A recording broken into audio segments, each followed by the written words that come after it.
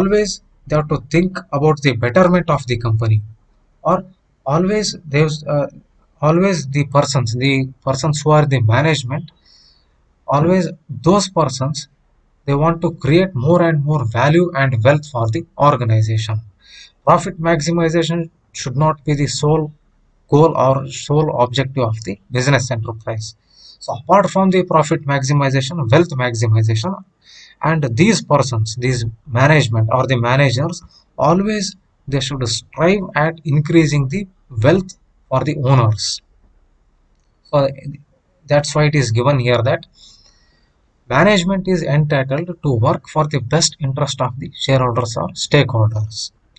So if the managers opts to pursue their own goals rather than uh, achieving the goals of shareholders, right, a problem arises or a conflict arises between the owners and the managers, and that particular conflict is referred as agency conflict. If certain management or if certain managers, they forgets the uh, goal of business enterprise, and if they wants to achieve their own goals, if they want to pursue their own goals, so there arises a conflict between the owners and managers, and that conflict is called as agency conflict or agency problem. So such agency conflict can be overcome by achieving high standards of governance measures in companies. So in upcoming days, we'll study how that particular problem, how agency problem can be overcome with the help of corporate governance.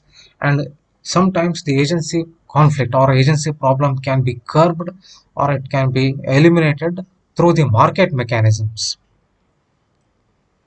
Here, with the help of this particular diagram, you can understand what is agency theory or what is agency problem. Here, two persons are there, principal and agent. Principal means owners of the company or the shareholders. They hires and delegates. Right. Hires means they form the board of directors. Right. And always these principals or these owners, they set a particular objective or goal for a company, and these persons will be appointed to accomplish that particular goal or objective. Unfortunately, if these persons, agents, they opt self-interest by forgetting the organizational goals, if they want to pursue their own goals, and if they are self-centered, and if they don't perform the goals or activities which are stated by the principles, a conflict arises, right? And once again, that conflict will be called as agency problem. So because of this agency theory or because of this agency problem, the concept corporate governance has been introduced into the exercise. So next year we'll study the various theories of corporate governance in brief.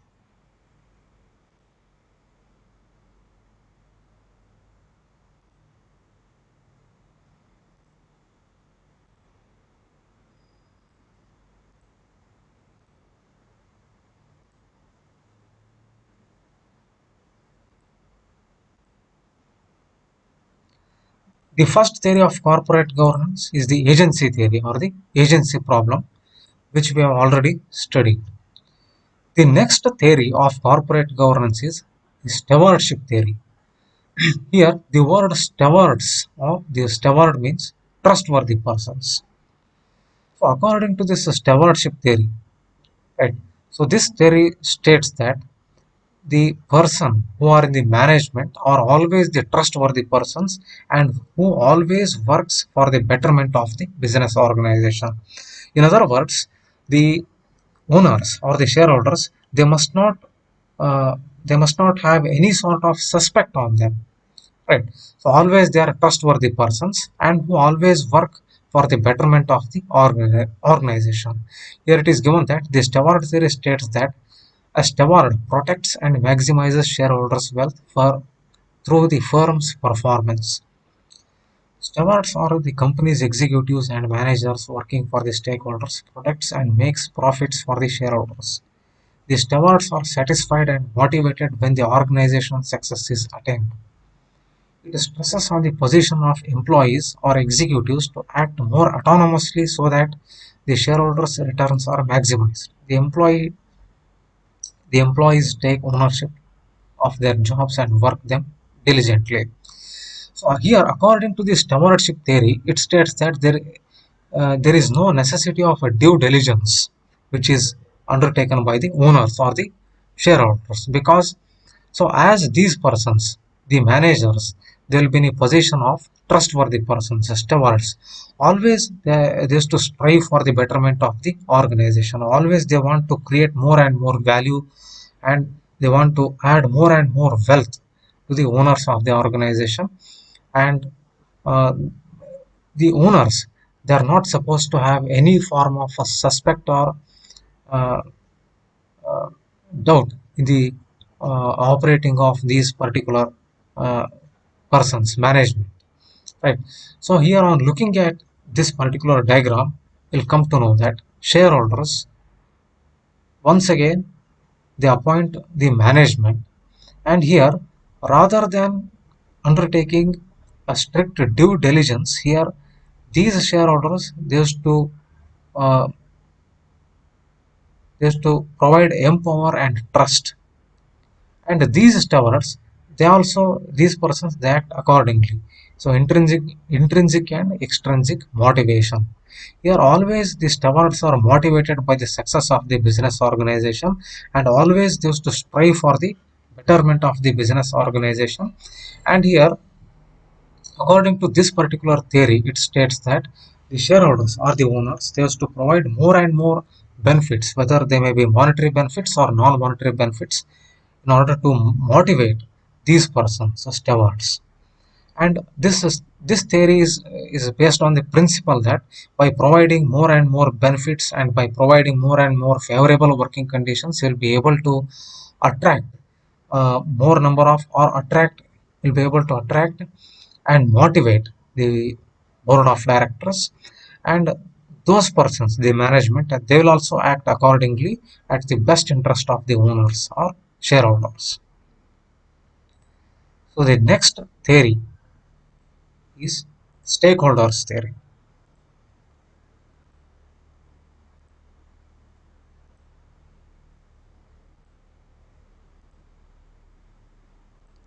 Yes. So here, as it is already discussed, stakeholders and shareholders, these are the two different terminologies. Stakeholders, the term stakeholders will have a more, uh, it's a more broader concept than the word shareholders. Here, stakeholders means those persons who are connected with the company. There are some persons who are directly connected with the company, say for example customers, employees, trade associations, suppliers. So all these are the direct stakeholders, and also investors. And there are certain persons who are indirectly connected with the company, say for example political groups, communities, government, tax authorities, media, general public. So all these are the persons who are indirectly connected with the company. Here, according to this stakeholders theory, so once again, the management, the persons who are the board of directors, always they have to work for the best interest of the stakeholders, not only the shareholders. Stakeholders means they must balance the interests of all these persons in a fair and equitable manner. And no business decision can be taken by the management at the cost of the other stakeholder. Stakeholder theory incorporated the accountability of management to a broad range of stakeholders. So here you can see this diagram. So there is a firm, right? And so all these are the persons who are directly or indirectly connected with the company, referred as stakeholders of the company. Investors means the fund providers, whether in the form of equity or debt. So here political groups. Political groups are also directly or indirectly connected with the company. Customers. Communities. Communities means general public. Employees, they are the direct stakeholders of the company. Right. Trade associations. So trade associations, they are closely related with the employees, and the uh, these trade unions or the trade associations, they are having a direct bearing on the working of these employees. Next, suppliers of raw materials. Government government is treated as an indirect stakeholder for all the companies, because whatever the decisions or whatever the policies and rules made by the government are likely to have an impact on the company or corporations. So that's why government is referred as one of the most important stakeholder. So here, according to this stakeholders theory, so this particular theory incorporated the accountability of management to a broad range of stakeholders. It states that managers in organizations have a network of relationships to serve. This includes suppliers, employees, business partners.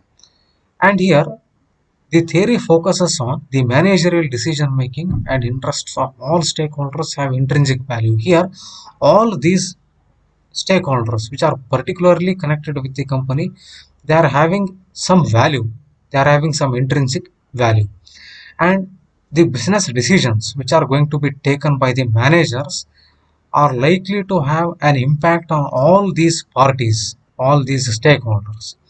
And here it is stated that so the decisions, they are likely to enhance or increase the intrinsic value of all these stakeholders. That is, no business decisions can be taken, or no business decision should be taken by the managers which is going to badly affect the stakeholder, or in other words, no business decision can be taken at the cost of other stakeholders. Say, for example, if a particular decision has been taken by the business enterprise which is likely to favor the investors, but which is going to adversely affect the suppliers, right? So this kind of decision should not be taken. So this is the gist of this stakeholders theory.